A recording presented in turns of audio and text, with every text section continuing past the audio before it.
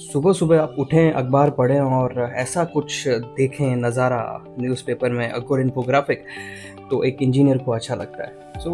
ये न्यूज़ है, solar hits 3 terawatt, what does it mean for India. यहाँ आप देखेंगे top 5 install photovoltaic power and concentrated solar power. तो चाइना इज 1202, कितना है ये, गीगावाट। दिस इज यूएस उससे कितना पीछे, 2011 गीगावाट। इंडिया बस यूएस से ज़्यादा पीछे नहीं है, इंडिया 135, जापान भी कम है और ब्राज़ील। चाइना पता नहीं क्या कर रहा है। अगर आप चाइना की ग्रोथ देखेंगे फ्रॉम 2006 से, और ये है 2026, 3 terawatt, that is total actually I think. But आप चाइना को देखिए कितना उसने किया है। और उसके बाद इंडिया, यूएस, इंडिया भी लाइक मिरर तो कर रहा है प्रोफाइल को। This is nice, but China कहाँ है।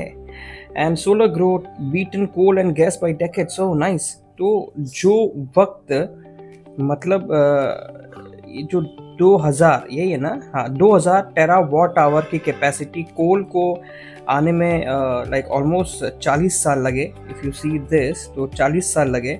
न्यूक्लियर को और विंड को आने में कुछ 10 साल, और 10 साल से थोड़ा सा कम में सोलर उस स्टेज पर पहुंच गया 2000 टेरावाट आवर में। This is nice.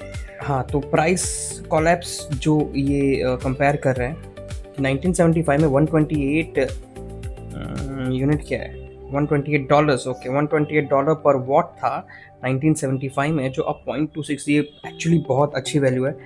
और लिथियम आयन की जो प्राइस है वो भी 1991 में 9000 थी, जो अब 78 है 2024 में, दैट इज़ डॉलर पर किलो। ये भी अच्छा है, बट पहले टेक्नोलॉजीज कितनी महंगी हुआ करती। This is the same thing, AI का भी ऐसा ही होने वाला है। आज 2000 रुपये पर मंथ वाला जो प्रो प्लान मिलता है, एक दिन आपको 50 रुपये, 100 रुपये में मिलने लगेगा, I am sure. So this is a nice data. So how much of India's power capacity is solar? This is interesting. अब यहाँ पे but solar still generates only 1/10 of electricity in India. ये एक प्रॉब्लम है।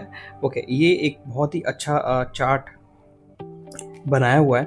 So if you see, coal is 43.8%, solar is next to the coal, it is solar 27%.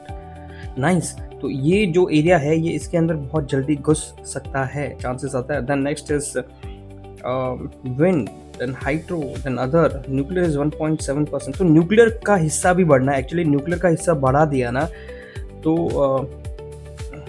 पता नहीं क्या होगा। But this is a nice overall infographic, जो हमें इतना पढ़ने की ज़रूरत नहीं पड़ती है। अगर एक टेक्स्ट लिखा होता ना तो हमें बहुत वक्त लगता, but just look at this is amazing. So ये इस तरह के प्रेजेंटेशंस और आउटपुट अगर आप चाहते हैं अपने डेटा के साथ, तो this is possible with AI. इस तरह से आप अपने डेटा को प्रेजेंट कर सकते हैं। I think definitely times of India ने ये एआई को यूज़ करके काफ़ी अच्छी तरीके से इस डेटा को प्रेजेंट किया है। And this is the way of presenting. लोगों को सीखना चाहिए कि सबसे पहले तो पावर पॉइंट से बाहर निकलो। पावर पॉइंट अगर यूज़ भी करते हो तो उसमें इस तरह के ग्राफिक्स यूज़ करो, टेक्स्ट कम यूज़ करो। This is nice. I am fully impressed.